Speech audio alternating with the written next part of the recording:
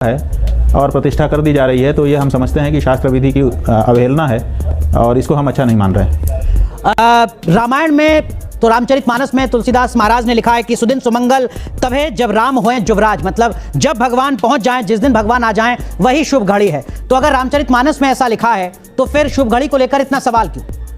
उत्साह में आकर के गुरु वशिष्ठ ने ये वाक्य कहे थे जब उनसे भगवान श्री राम को युवराज पद देने के लिए दशरथ जी प्रार्थना करने गए थे। उन्होंने कहा कि कोई मुहूर्त बता दीजिए, और उत्साह में आकर के गुरु जी ने कहा कि सुदिन सुमंगल तवहीं जब राम हुए युवराज। और उसका परिणाम क्या हुआ कि सवेरे होने वाला था राज्याभिषेक और पता चला कि तापस वेश विशेष उदासी 14 वर्ष राम बनवासी।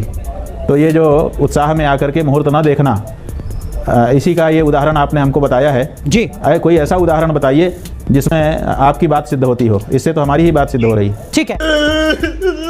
भगवान प्रभु राम ही जब लंका पर विजय की कामना के लिए भगवान शिव की पूजा करते हैं और शिव जी का प्रतिष्ठान करते हैं, जहां पर आज रामेश्वरम मंदिर है, उसको लेकर भी सवाल है कि देखिए भगवान राम ने तो पहले वहां पर जो शिवलिंग है उसको स्थापित किया, गर्भगृह तो बाद में बना होगा, रामेश्वरम मंदिर तो आज हमें दिख रहा है।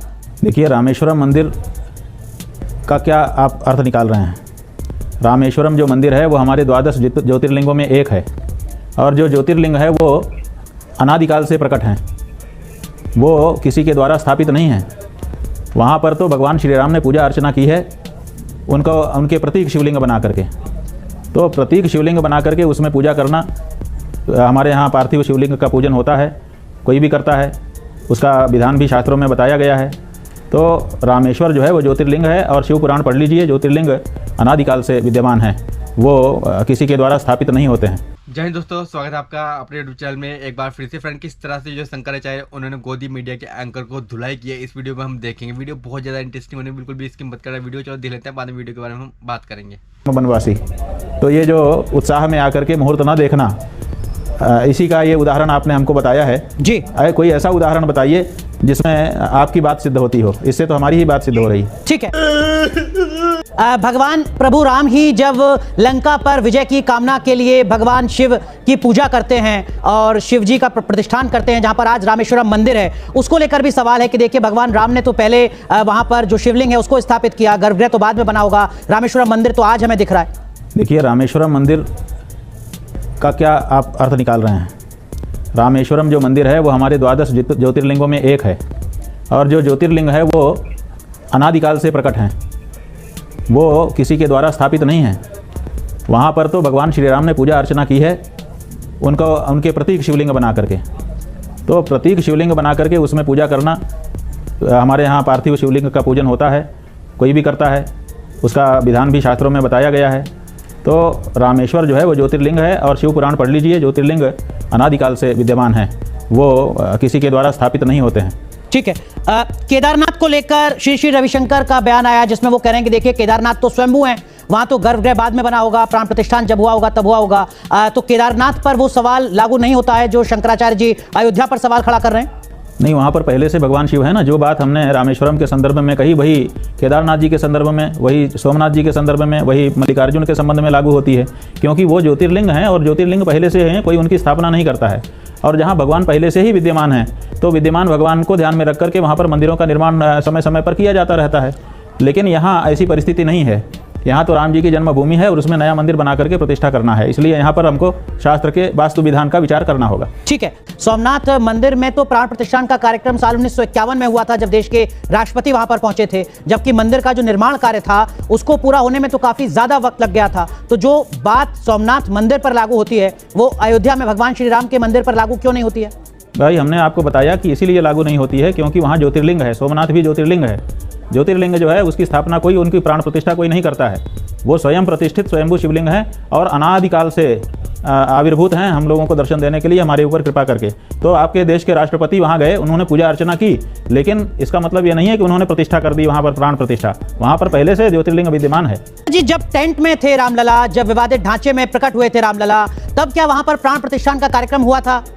धर्म के आधार पर, शास्त्र के आधार पर? अगर नहीं तो तब किस आधार पर आपने दर्शन किए थे? हम आपको बताना चाह रहे हैं, लेकिन आप समझ नहीं पा रहे हैं। फिर से हम दोबारा कह रहे हैं, हमारा जो पुराण है वो कहता है जन्मभूमि प्रदर्शनात्, जन्मभूमि के दर्शन से पुण्य मिलेगा।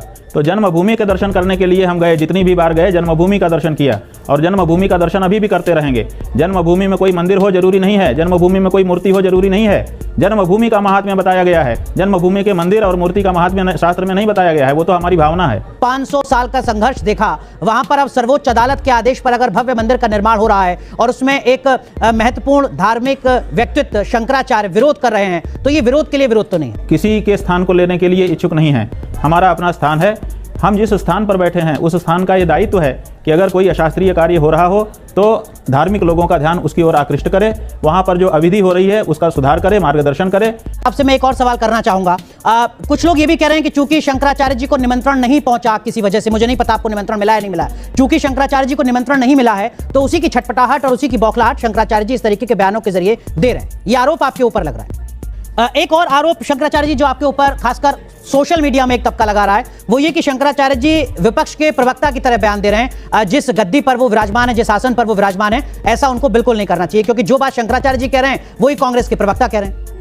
देखिए, कौन क्या कह रहा है ये हम नहीं जानते हैं, हम धर्मशास्त्र सम्मत बात कह रहे हैं। अगर हमने धर्मशास्त्र से विपरीत कोई बात कही हो तो आप उसकी तरफ हमारा ध्यान आकृष्ट करिए, हम सुधार करना चाहेंगे।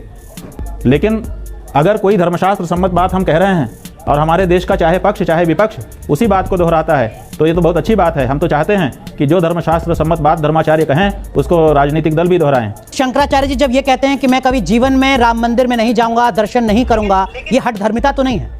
देखिए, हमने ये बिल्कुल नहीं कहा। आप हमारे मुंह में अगर शब्द डालना चाहें तो कृपा करिए। हमने ये कहा कि जहां अशास्त्रीय कार्य होगा वहां हम नहीं जाएंगे, हमने ये नहीं कहा। राम मंदिर में होता है, चाहे कृष्ण मंदिर में होता है, चाहे देवी मंदिर में होता है, अयोध्या राम मंदिर में 22 तारीख के बाद दर्शन करने जाएंगे शंकराचार्य जी? कैसे जाएंगे? जा ही नहीं सकते। 22 जनवरी के बाद कभी भी दर्शन करने जाएंगे पूरे जीवन में शंकराचार्य जी अयोध्या में? अनुराग जी, अगर हम जाएंगे भी ना जहां शास्त्र विधि के अनुकूल कार्य नहीं होगा, शास्त्र विधि की उपेक्षा होगी, वहां अगर हम जाएंगे भी तो हम जानते हैं कि उस समय आप ही के चैनल के द्वारा फिर से हमसे पूछा जाएगा कि आप लोग अपने आंखों के सामने अशास्त्रीय कार्य क्यों होने देते हैं। 22 जनवरी के बाद भी अयोध्या में भगवान श्री राम के मंदिर में कभी भी पूरे जीवन में शंकराचार्य जी दर्शन करने जाएंगे या नहीं? शास्त्र विधि का जहां पर अपलाप हो रहा होगा, जहां पर शास्त्र विधि की अवहेलना हो रही होगी, वहां पर देवत्व आ ही नहीं सकता। अयोध्या राम मंदिर शक्ति मूर्ति में आकर के विराजमान हो जाती है। अयोध्या राम मंदिर के दर्शन करने जाएंगे शंकराचार्य जी? बता रहा है, तो वहां पर आसुरी शक्तियों का दर्शन करने कौन जाएगा? Bye bye, tata, goodbye, गया। तो फ्रेंड देख सकते किस तरह से जो गोदी एंकर जो है मोदी जी की तारीफों के पुल बांध रहा था और कह रहा था आपको बुलाया नहीं उसके अंदर, इसलिए आप जो है परेशान हो रहे हैं। तो किस तरह शंकराचार्य ने गोदी एंकर को धोया आपने देखा होगा इस वीडियो में। बहुत ज़्यादा इंटरेस्टिंग वीडियो थी। आई होप आपको भी वीडियो पसंद है। आपको वीडियो पसंद है वीडियो को लाइक करें। अगर आप चाहते हैं इस टाइप की वीडियो हम आपके लिए और लाए तो हमें सपोर्ट कर सकते हैं। हमें सपोर्ट करने के लिए हमारे चैनल सब्सक्राइब कर सकते हैं। इस वीडियो में पेंड करते हैं नेक्स्ट वीडियो लेकिन नेक्स्ट टॉपिक के साथ। तब तक ना बहुत सारा ध्यान रखिए। तब तक के लिए जय हिंद, जय भारत।